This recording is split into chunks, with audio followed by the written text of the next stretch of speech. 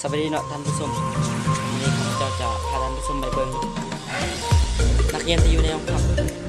วันอาทิตย์วันเสาร์หลังจากเขาได้โทรศัพท์แล้วมันเรียนอย่างไรฉะนั้นอยากรู้อยากเห็นไปเบิ่งกันเถอะบางคนอาจจะนอนเล่นเกมหรือว่าบางคนอาจจะอ่านหนังสือหรือว่าบางคนอาจจะนั่งงุ่มเงาเศร้ามองก็เป็นไปได้ไปเบิ่งกันเลย